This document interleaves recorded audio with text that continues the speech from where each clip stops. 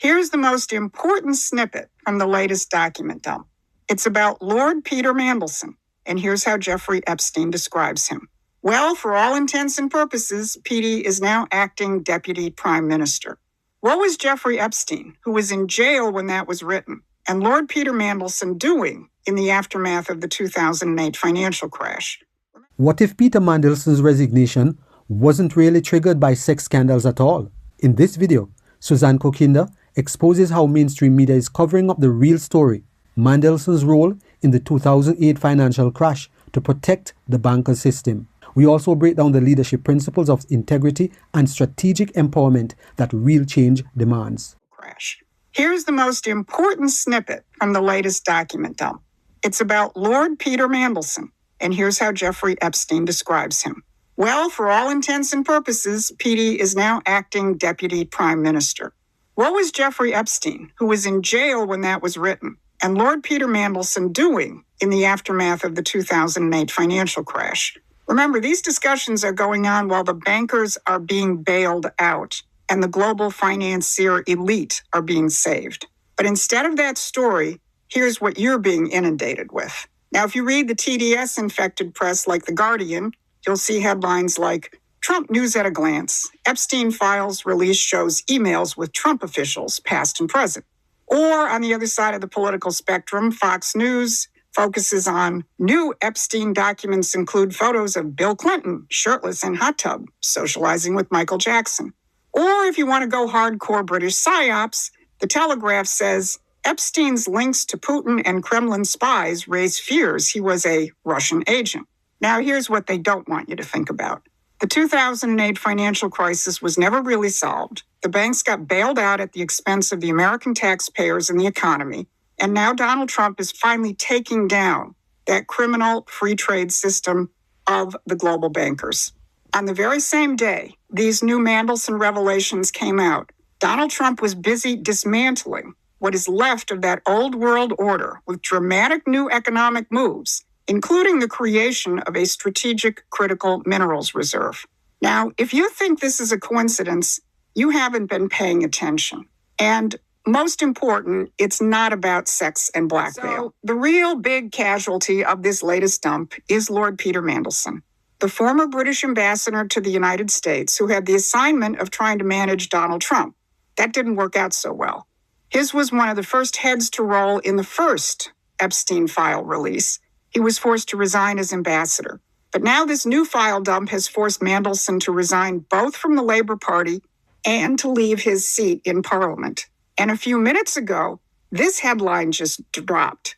How King Charles could strip Mandelson of his peerage. Now, to the extent the American press has even mentioned Mandelson's resignations, they portray it as another disgusting episode in the world of jet-setting perverts. But that's only the subplot. They don't want you to look at the main storyline. Mandelson wasn't just socializing with Epstein. He was a top-level policy operative embedded in the British government, and the new files show devastating evidence that in 2009 and 2010, right in the middle of the financial crisis, Mandelson was leaking highly sensitive government information to Jeffrey Epstein. We're talking about advanced knowledge on bailouts and asset sales. Epstein was providing his clients with more than sexual services. Epstein was the fixer. Mandelson was the inside man. Remember, here's what Epstein told Ghislaine Maxwell in June 2009. That little Petey, which was his actual nickname for Mandelson, was, for all intents and purposes, practically the deputy prime minister. The real story is about policy. Perversions are the tool of the trade. So here's a few of the highlights of what little Petey did for Epstein. In June of 2009, he sent him a Downing Street memo on a £20 billion asset sale and said, interesting note that's just gone to the prime minister. 2 months later, he leaked a confidential banking memo 4 seconds after receiving it. In May of 2010, he tipped off about a 500 billion Eurozone bailout, saying, this should be announced tonight, just leaving number 10. And on May 10th, he gave Epstein advance notice of Gordon Brown's resignation. The prime minister finally got him to go today. But it gets worse. Mandelson wasn't just leaking, he was fixing. In one of the newly released files, Mandelson advises Jamie Dimon, the head of JP Morgan, on the need to mildly threaten the Chancellor of the Exchequer. This is how the post-2008 system actually worked. A network of fixers, bankers, and political operatives ensuring that governments served financial institutions with bailouts, not national interests. Epstein connected the money, Mandelson opened the doors. And now the system that protection racket served is being challenged by Donald Trump. So when you see little Petey resign now, it's not because of compromising pictures of him in his skivvies. The acting deputy prime minister of the globalist order has lost his mandate because the financial system, which was kept on artificial life support by the post-2008 bailouts, is being dismantled. Now, since he came back into office, Donald Trump has been taking a jackhammer to the globalist system. His new Fed chair appointee has gone on record saying that the perpetual bailout policy of the Fed post-2008 was a disaster, and he's going to end it. Treasury Secretary Scott Bessent has said the mission of the government should be to support the real economy and household incomes, not the financial system. And now President Trump is cementing new trade deals which throw free trade in the crapper. Now, the mainstream media wants to present Trump's policies as chaotic and disruptive, and it argues that it's the Europeans and people like Canada's Mark Carney who are the adults in the room.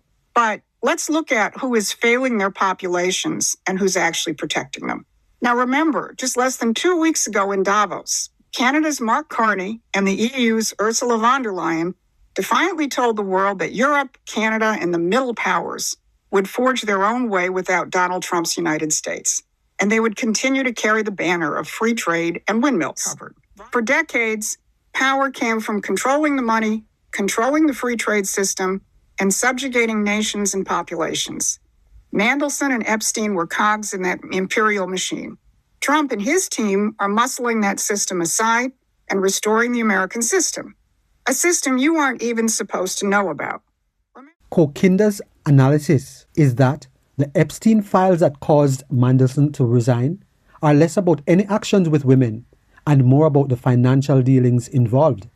She points to Trump's economic strategy, which is focused on physical production rather than banks. This realignment is about taking away the grip from the control of globalists and back into the hands of people where they are able to work, do business, and thrive. According to Susan Kokinda, Mandelson was a key figure in British financial operations and played an influential role in the lead-up to the 2008 financial collapse. Leaders face different character tests.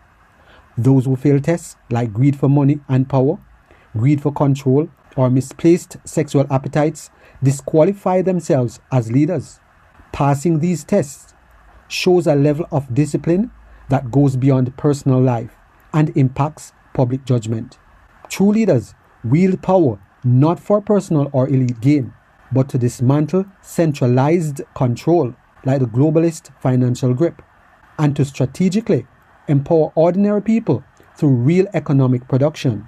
Integrity is essential here, because without it, even the best strategy becomes corrupted or self-serving. If we want leaders who truly serve the people and handle real power without selling out, we must hold them to integrity and strategic empowerment. Support and elevate those who demonstrate that discipline in their actions and direct power toward empowering the people, not the banks or globalists. That is how we build a future where judgment serves the public good, not personal gain. If you have benefited in any way from this video, please subscribe, like, share, and be sure to leave us a comment.